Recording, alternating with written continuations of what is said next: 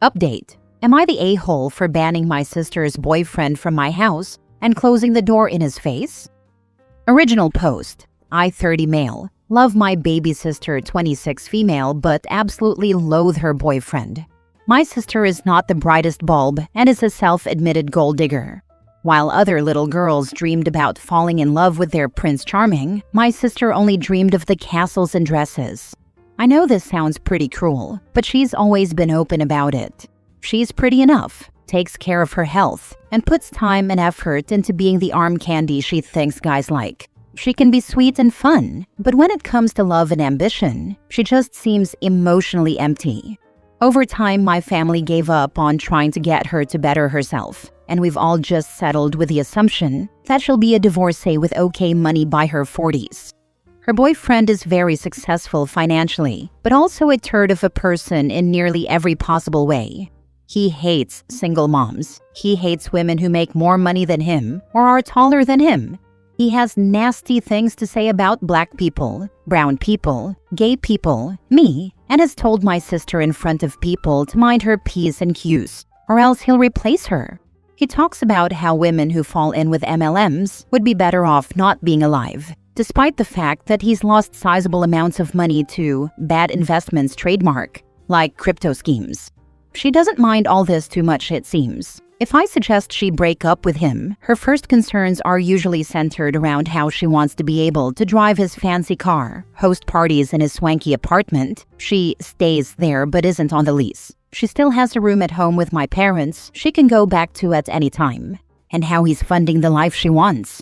There doesn't seem to be any real manipulation on his end. It's more like he expects to have a woman around like a pet and really could get another girlfriend if he needed to. Easy come, easy go. Over the holidays, I hosted a few family parties at my house. My partner and I had our parents, siblings, nibblings, and a few friends over for a white elephant gift exchange on Christmas. My sister brought the boyfriend along. I honestly didn't even know why he came. It seems like he hates us. I had a bit of a last straw moment with him making comments about my sexuality, turning his nose up at our family's choice of gifts, and just overall being an uppity creep to me and my loved ones. So before the end of the night, I rounded up my sister and her awful boyfriend and told them, in no uncertain terms, that going forward he would not be welcome in my house. I didn't get much of a reaction from either of them. They left together without argument. Days later, while preparing for our New Year's Eve party, I called my sister again and reminded her that her boyfriend was not invited, unwelcome, unwanted, and outright banned from my property. She absently uh-hu'd at me. I even asked her to put me on speakerphone. She was with him, because of course she was, and repeated myself so that he could hear me. All I heard was a far-off, whatever, but that still counted as a response as far as I'm concerned. They showed up together at my house for New Year's. I cheerfully let my sister in and promptly closed the door in the boyfriend's face. It felt amazing. 10 out of 10 would do again. However, my sister got mad. She shouted and cursed at me, threw the door open to go after him, but he had already walked back to the car. There was no yelling from him, no drama. He simply drove off stone-faced. My sister says I'm an a-hole for doing that in front of our family. That she's now stranded at my house now, good. That he won't answer her calls, great. And that he'll possibly dump her for letting him get disrespected, amazing. She says she didn't think I was serious about banning her boyfriend from my house and that none of us should take what he says or does personally because his opinions don't actually affect us.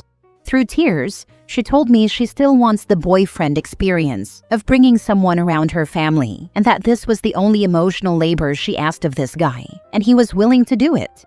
He never came back to get her or responded to her calls and texts. She ended up going home with my parents and has been there since. At some point soon, she'll probably get a ride to his place and likely go back to my parents' house with her stuff in a box. Our parents are kind of on her side here and are saying that I should have just quietly asked them to leave and at least not embarrassed my sister. I know we all dislike the boyfriend, but I thought we were on the same page about not wanting him around us because he's just so awful. I don't think it's really a bad thing if he breaks up with her. And this is the first I've heard of her apparent deep need for the boyfriend experience at family get-togethers. I think she likes showing off her rich boyfriend just as much as he seemed to like having a pretty girl as an accessory, and she's upset that she'll need to start over now.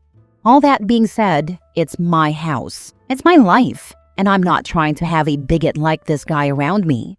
Am I the a-hole? Now for the top comments before reading the update. Not the a-hole. You warned them. Agreed. Use honesty as your defense. Now it's time to be extra honest and be a caring, understanding brother. You're sorry she's been punished for your actions and that this relationship doesn't align with her marriage goals. Cue malicious compassion. She's wasted her time with a guy who asserts his control through punishment, and it's now evident he'd prenup her into oblivion. So sad to waste her best years on a guy who doesn't value her security the way she does. Remove the emotion from your action. Agree that your action created this reaction, and tell her you're sorry she's being punished, and that he isn't the guy to protect her like she deserves. His sister didn't waste her time. She's just as despicable as her a-hole boyfriend. They deserve each other. Now she can find some other poor sap to use and exploit for financial gain. Hopefully she'll find another a-hole so the rest of the dating pool will be rid of them both. Not the a-hole. They were warned. They chose to ignore it. Not the a-hole. You told them she was welcome, but he wasn't. Maybe you thought he walked her to your door because he was actually being a gentleman. But who am I kidding? Everyone knows he wouldn't. If it were me, I probably would have said, "You were told he was not welcome in my home. Leave now." And shut the door on both of them. She disrespected you by bringing him anyway. I understand you want her away from him, but the truth is, this is what she wants. She isn't disillusioned about who he is. You can only support her from afar for now, but be there when she crashes and burns. Now for the update. Okay, so this is actually highly disappointing. Earlier this evening, my dad gave my sister a ride to the awful boyfriend's place, under the assumption that he was going to break up with her and send her away with her stuff in a box or something. Well, that didn't happen. I called my parents to see if she was back home yet, and my dad said nope. He waited outside in the car while my sister went up to her boyfriend's apartment, and after a little while, she texted my dad, telling him to just go home because everything was fine now. I feel like hearing this gave me at least 6 new forehead wrinkles that I didn't have this morning. My dad didn't ask any questions. He basically just double-checked that she was okay and then went back home. So I guess after all that fuss, they're still together. My sister hasn't spoken to me since everything went down on New Year's Eve, and I'm actually somewhat concerned that I won't be hearing from her for quite some time. I want to be clear here. Her terrible boyfriend is not welcome in my home, but she always is. We grew up together, and she was my little shadow when we were kids. I don't like the choices she's made, but I can't help but love her anyway. On that note, I also don't love some of the comments calling her a prostitute or a sugar baby. I guess it's not wrong on a fundamental level, but it's exceedingly hard to face as a big brother. Our family is close-knit. It might not come off that way in my post. The best way I can sum up the vibe toward my sister is, she might be a gold-digging bimbo, but she's our gold-digging bimbo. I'm not really holding out hope that she'll change, because she really has always been like this, but I still want to be there for her if or when her pretty princess moment with rich douchebags ends. Since he's her son, right? A pretty weak conclusion to my New Year's drama. I do appreciate being found not guilty of a holery in this whole thing. Who would have thought validation from strangers on the internet would feel so comforting? Hey, big brother, your little sister is willing to excuse cruelty and suffering inflicted on other people, including her own family, for monetary gain. That's not being a gold-digging bimbo. That's infantilizing a grown woman making truly horrible decisions for personal gain to the point of delusion. Your sister is a fundamentally bad person, likely because you've all enabled her by not holding her responsible for anything. Once you realize that, you'll realize what you're actually dealing with. Right? The boyfriend is a bad dude, but he's not the problem here. The problem is that his sister is fine subjecting her brother and family to cruelty. His sister cares more about money than about racism, sexism, homophobia, and general awfulness. She absolutely could find another rich dude. There are websites dedicated to it. It likely wouldn't even take her more than a week or so. I don't understand why OP gives his enabling sister a pass. If someone I dated went after my sibling like that, The earth I would scorch would be legendary. Her audacity to be angry with OP after she brought hate into his home tells you everything you need to know about her.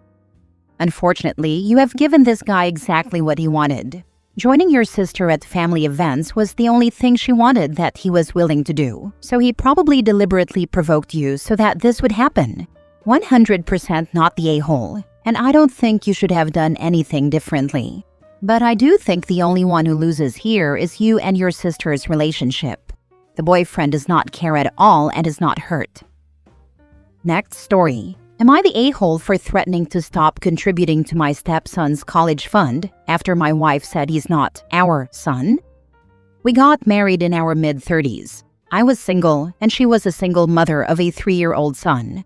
The boy's biological father has been totally absent since the divorce and has never paid any child support. So I was expected to completely take his place as the father of that child.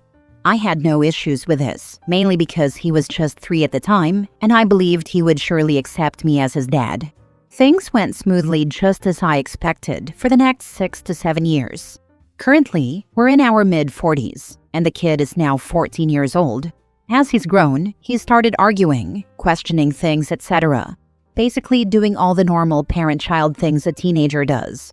I've tried my best to be the best dad since day one, but for the last 4 to 5 years, whenever there's a quarrel with our kid and I try to get involved, my wife shuts me down by saying things like, "Don't get between me and my son," or "I know him best, he's my child," etc. Even though she says this in complete anger, it hurts badly. I feel things like that shouldn't be said no matter what. Although I work a full-time job, it's not like I'm an absent father. I give most of my remaining time to my family. My connection with old friends has weakened, and I've made no new friendships at work. I've discussed this issue and how bad it makes me feel with her 2 or 3 times in the past. She just shrugs it off. Although she doesn't argue, she gets kind of sorry. She very rarely says sorry directly. It just reflects in her behavior. But the same thing keeps happening in about 4 out of every 10 fights we have with our kid. The same thing happened last week. That was the final breaking point, and I made her sit down and talk last Sunday, when our son was out, for an hour. It quickly turned into a fight between us, and I told her that if he's her son and not ours, then all his finances and responsibilities are hers as well, and she shouldn't really expect me to keep putting monthly money into his college fund either, since he's her son, right? We both earned and started saving for his college fund 2.5 years ago. Until now, both of us have contributed to it monthly and equally. I'm thinking of not putting any money into it until she apologizes. I know it sounds like I'm punishing our son, but I would just secretly save those monthly payments somewhere else until then. Am I the a-hole? She's highly upset. Not the a-hole. She's being hypocritical. She says he is her son to try to diminish your authority, yet still expects you to give him money so she doesn't have to. Tell her you are holding her to her own standards. She's saying that to be deliberately hurtful and to marginalize what he's adding to his son's life. She needs a reality check, a big one. This is the sort of thing that kills relationships. I got a divorce over this exact thing. I had no kids. She had 3. 0 participation from the sperm donor. I stepped up 100%. She did not work. When they needed something, they were ours. But if I had an opinion or they needed discipline, they were hers. At the time of the divorce, the sperm donor was $100,000 behind on child support. The kids and I got along great. She was the problem. Thankfully, they were older at the time of the divorce, and I was able to maintain relationships with them. You can't have it both ways. Being a child of divorce and having a stepfather for over 40 years, not the a-hole. While my biological father was present in our lives, my stepfather spent more time with us kids, 4 of us, and was a parent to us. Fast forward to 3 of us kids having kids. My stepfather is grandpa to all and put college funds away for a set number of years for each grandchild, which so far has allowed 3 of the 4 to be college debt-free. I know that if my mom had ever referred to us as her kids and not let my stepfather be a full father figure, we wouldn't be in the position we are in now. Last story. Am I the a-hole for being upset that my sister ignored my daughter's babysitting boundary and minimized her discomfort? I'm a 38 female, and my sister is 33. I was out of town with my husband celebrating my birthday when this happened. My sister asked my 16-year-old daughter to babysit her 6-year-old daughter for free. My daughter agreed, but she set one very clear boundary up front. She could only babysit until midnight. She had already worked earlier that day and was exhausted. My sister agreed to this boundary. My daughter is extremely responsible, and my sister knows this. She also knows that my daughter will not go to sleep while she is responsible for a younger child. Before my sister even went out, when I reiterated that she needed to be home by midnight because that's what my daughter was comfortable with, my sister asked, "Oh, she doesn't have work in the morning, right?" I said no, but she was still tired from working early that day. Looking back, this felt like she may have been testing whether she could stay out later than agreed. Midnight came and went, and my sister did not come home. Instead of asking for an extension, she texted my daughter and told her she would be there at 2 a.m.